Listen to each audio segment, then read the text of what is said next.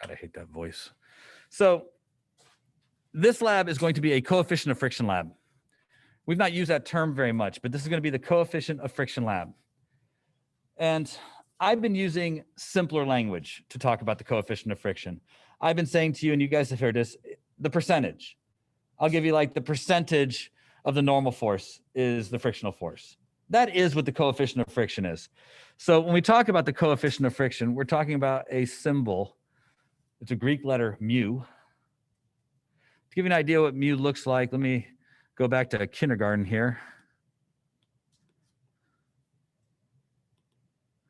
There you go. We're almost at kindergarten, and need one more thing to make this kindergarten. All right. So if an A looks like that, and a B looks like this, and a P looks like that, mu should look like that. That's what the Greek letter looks like as we draw it in class. Typed, it tends to be, I believe that because we use letters that you're not familiar with, it's important to understand how they're written so that when you communicate them back to me in your handwriting, they look like they're supposed to look. So I will be critical if your mu doesn't look like an actual mu. If you make something like that, it's wrong. Or even worse, it's wrong. That's a U and a W. You have to make it look like the Greek letter is intended, or the graders won't understand what you're talking about. But the Greek letter that we're using here is the Greek letter mu. It stands for the coefficient of friction. And the coefficient of friction is exactly what I described to you. It is the percentage. It is the ratio of the frictional force to the normal force. That's a percentage. So you are going to measure the coefficient of friction of a variety of surfaces. In general, I'm hoping that you will get 4 different surfaces for this lab. The coefficient of friction for felt on a wide surface, the coefficient of friction for felt on a narrow surface, the coefficient of friction for, that doesn't look like a T, does it? Let's make that look like a T. The coefficient of friction of wood and shoe. Your priority should be 1 and 2 for sure. Shoe if you can get it, wood if you have time. The problem is all of those are missing something, and that is all coefficients of friction are between 2 surfaces, because that's where friction is. It's generated between the thing on a table or the thing on the floor. Your table surfaces are all wood. So you're actually going to be measuring the coefficient of friction of felt on wood and wood on wood and a shoe on wood, because your tabletops are wood. Except for you guys at home, because I'm going to do the lab with you guys, and that's going to be felt on slate, wood on slate, and a shoe on slate, because I have a slate tabletop.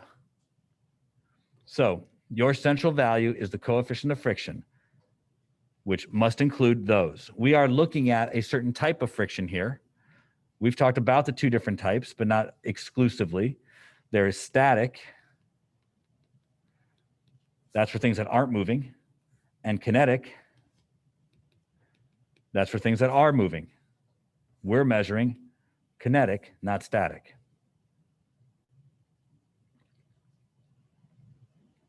So our central value is going to be the coefficient of friction. It is the ratio of friction to normal force. That's our central value. All right, starting with the first principle or fundamental relationship, and derive our central value. All right, let's do that. And that's where, again, I'm going to be very particular about what you do here. Hold on. I need to do this different there. So there we go. So we're going to start with our first principle or central value. And let me get us kind of into a spot where we have room. That looks like a place with room. We don't have many fundamental places to start. So you're always going to be starting from either Newton's first law, Newton's second law, or a conservation principle. That's all we've got. And since we haven't learned any of the conservation principles, we're going to start with Newton's first law. It's really easy to do this because Newton's first law are for things that are staying still or things that are moving at a constant velocity. We want to start with a first principle and derive how we're going to use that first principle to measure our particular quantity. To do that, we have to have an understanding of what it is we're going to do in the laboratory and apply it here. So I want to use a situation in which an object is fitting the description of Newton's first law. And the easiest way to do that for kinetic friction is to have something slide at a constant velocity. So that's your goal. You're going to slide something at a constant velocity, knowing that it's working with friction. So using a free body diagram, I recognize that I could pull on an object. And should it move at a constant velocity, I could probably make the bold assumption that friction is balancing the pulling force. So that in the x direction, my net force will be 0. So I'm going to use a spring scale to pull on objects. The scale is going to apply a force to the object, and I'm going to try to pull the object at a constant velocity so the net force is 0. That way, my pulling force will equal the frictional force.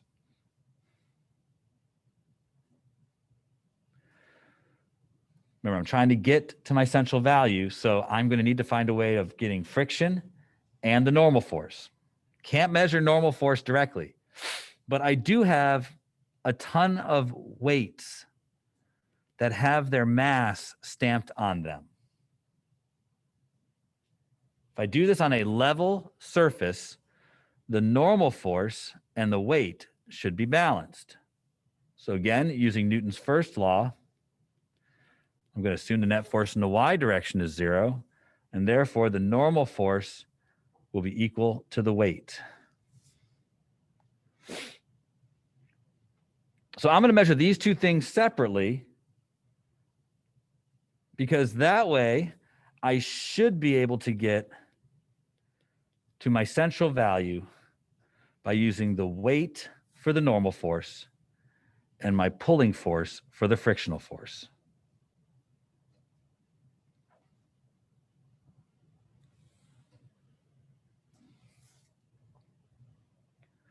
So I started from a first principle, and I showed what I'm going to be using with that first principle and how it's going to be related to my central value.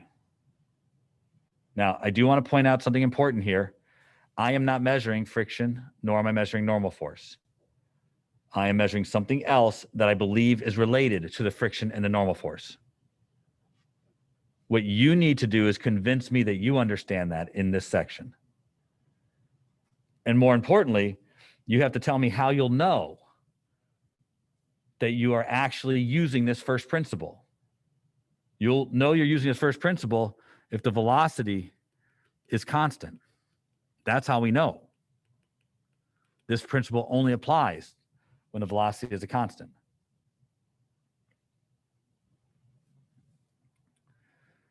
Okay.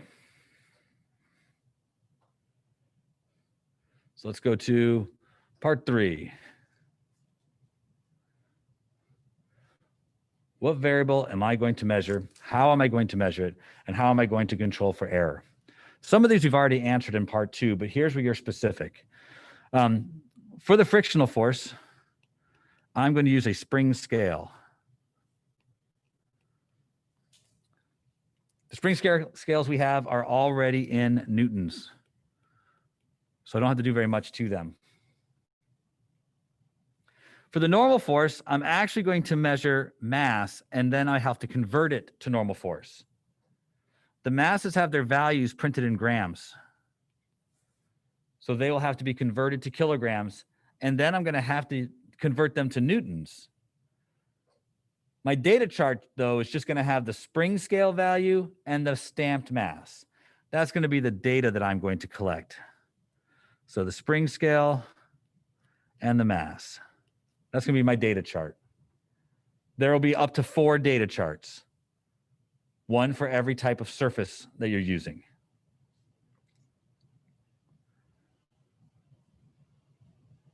Now, how am I going to control? Now, you notice I'm just writing a few things. You will have to fill in all the things that I just said into your lab. I'm recording this, though, so you can go back and listen to it again should you want to try and remember these things that we're talking about. How am I going to control for error? Well, the mass is stamped on it. I don't think I have to control for the error on the mass. The spring scale, well, you haven't played with it yet, but have fun there. It moves around a little bit. You'll need to find a way to control for error. Multiple measurements is usually a good way to control for error, but in this lab, you might find that to be a little bit difficult to do. You'll understand when you're doing the lab. It's hard to talk about it now until you've gotten to a point where you've actually dragged the thing across the table. But the best way to control for error is to try to make sure you're pulling with a nice smooth force and that the object is moving smoothly across your surface. Those are the two things you really want to try and do. Pull with a nice continuous force and make sure the object is moving smoothly across the table.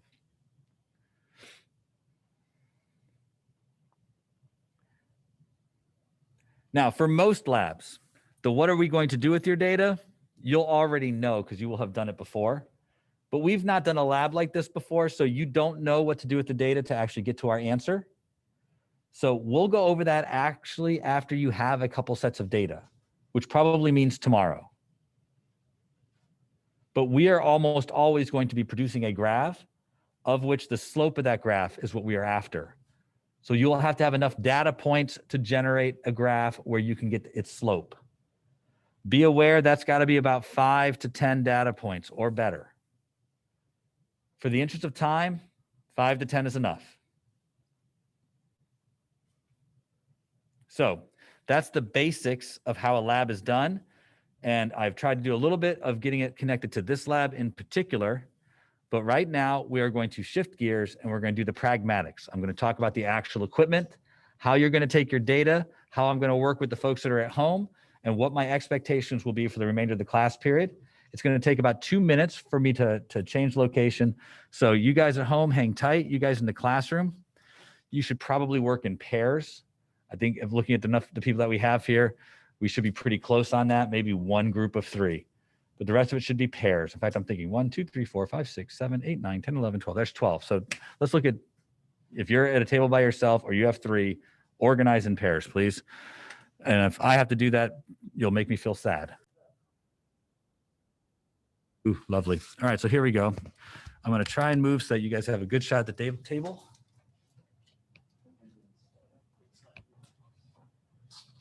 I don't know if you guys know this or not, but the actual triple beam balance will not go anywhere.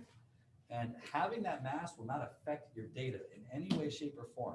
So I would encourage you to get started taking your data now. And when nobody is at the triple beam balance, then kind of come up and take the data. That way we're not, all over each other's business. Okay, so there's the surface of my table. We're doing the shoe first. And give me a thumbs up if you can hear me okay. All right, so when the balance comes by, it's going to be about that big. Can you read the numbers off of it? Almost. Almost? Yeah, almost. It's a little blurry, but. Let me see if I can do better. I might be able to do better, so give me 30 seconds to do better.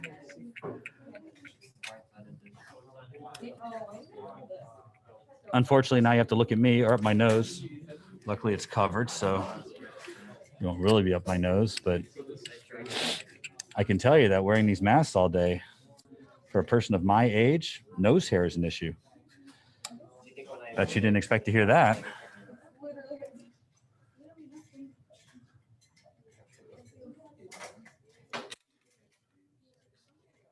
How's that? Is that better? All right, Much better. All right, so we're going to do this with the shoe first. So what I'm doing is I'm taking the shoe, and it's too light by itself. So I'm going to put 500 grams in the shoe. So there's 500 grams in the shoe. And I'm going to pull the shoe such a way that you guys can see the spring scale. So here we go.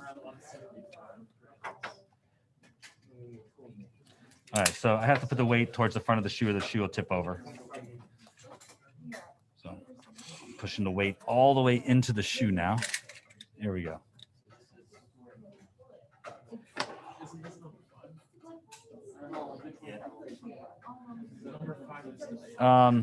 What do you guys think?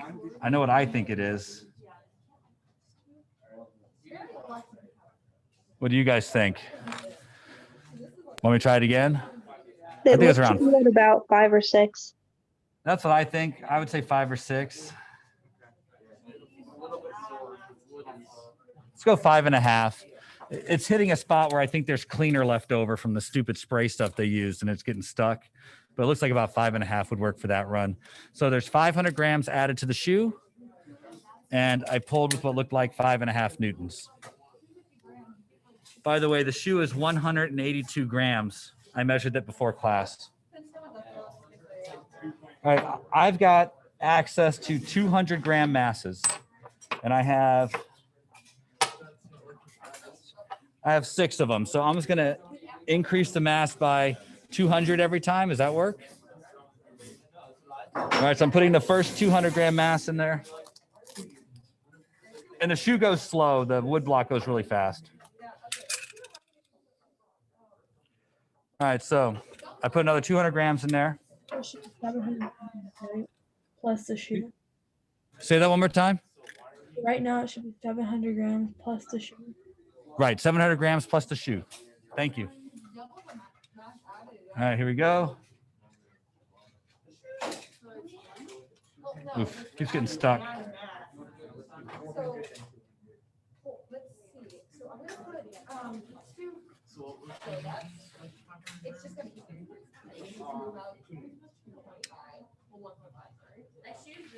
I'm thinking somewhere, what, about 7.5?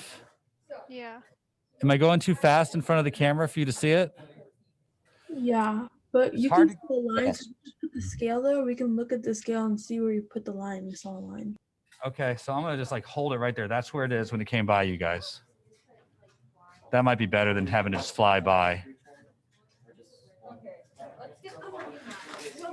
Anyone catch the shoe's mass? Yeah, it's 182.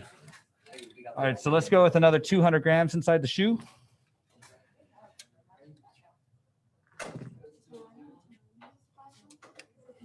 Oh, that was a lot. I'm trying to go a couple times so I know where to kind of stop it. That's definitely where it is right now. That's with an additional 200 grams. So you So- removed the 500 block and replaced it with the 200 block. No, the 500 is still in the bottom of the shoe. Okay, thank you. So this is going to be, I'm putting another 200 in there. So it's 500 plus 200 plus 200 plus 200. Was that last one like an 8.5? I don't know. I'll run it again. This is a repeat of the one we just did.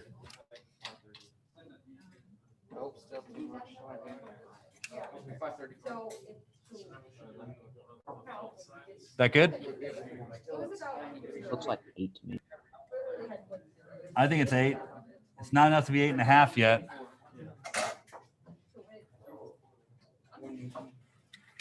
All right, so I'm adding another 200.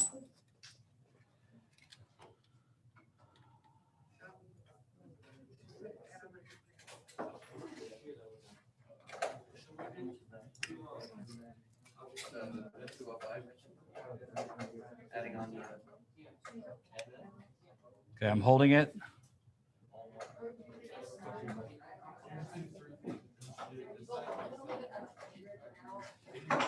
So I'm thinking that's like 9.5, maybe 9. I don't know. Believe it or not, you guys can see it better than I can because of the angle I have to hold it. Looks like more 9.5. All right. I got another 200 grams. I'll put another 200 grams of the shoe. Shoe's getting pretty heavy. All right, so I'm I'm trying to keep the weight kind of towards the front of the shoe, otherwise the shoe tips over.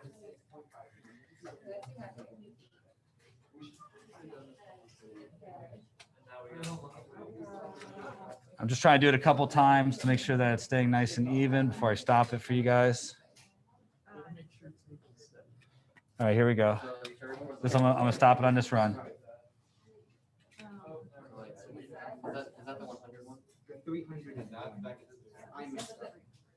Looks like 11 and a half. Yeah. Yeah. Just pinching my fingers though, so I'm gonna let go, okay? How many measurements is that? 5. All right, let's go one more. Here's another 200 grams. So this is all the weight that's in the shoe now.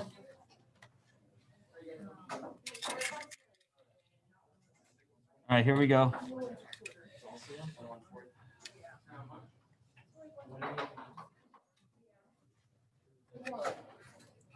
It's hard to kind of keep it steady, so I'm trying to do my best. All right, we're gonna stop it on this next run. I think it's pretty steady now.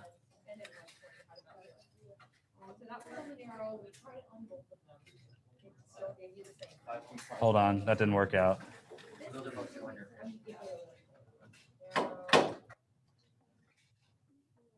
That's definitely where it is.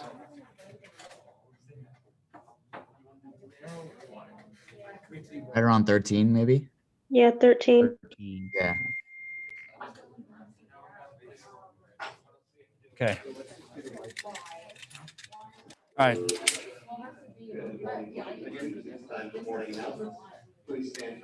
Pledge time. Allegiance to the flag of the United States of America and to the republic for which it stands, one nation, under God, indivisible, liberty and justice for all. I swear he says it different every day. Okay, I'm gonna go get a wood block. I'll be right back.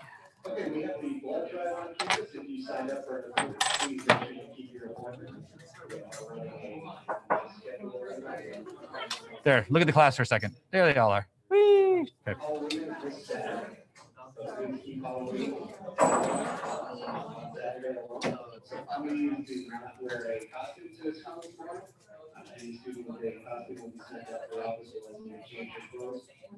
You guys at home can wear all the costumes you want.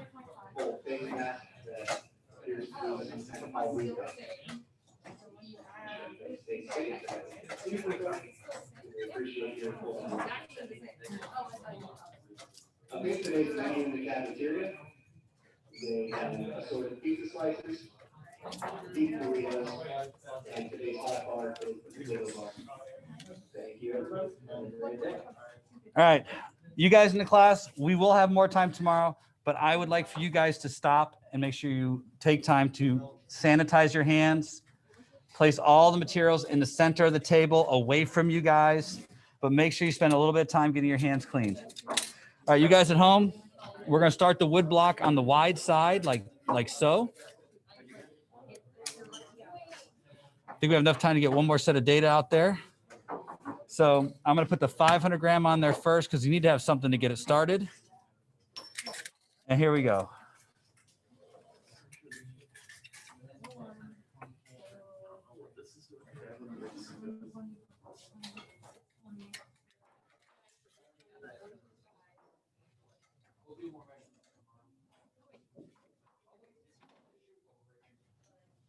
Looks like 2. 2 okay? Hey, I'm what's gonna the drop here? drop that down a little bit so you can see it easier.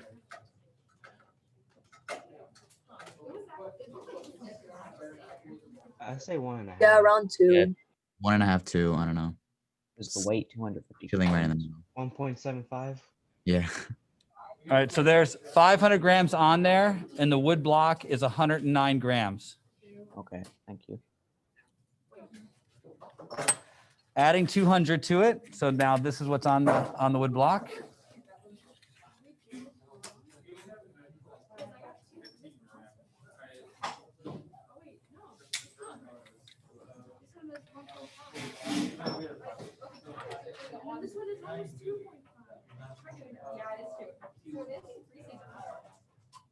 I say around like 2.25. Yeah, I would say more like 2.5. I mean, because it could have moved a little back. I'm not sure.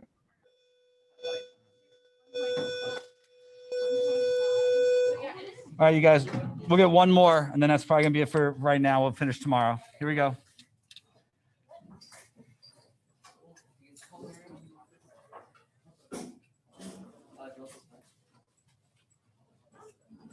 I added 200 more grams. Looks like Looks 3. like 3. Yeah. Okay, you'll have to remind me where we left off when we start back up tomorrow. I'm gonna keep all the same equipment on my desk, okay?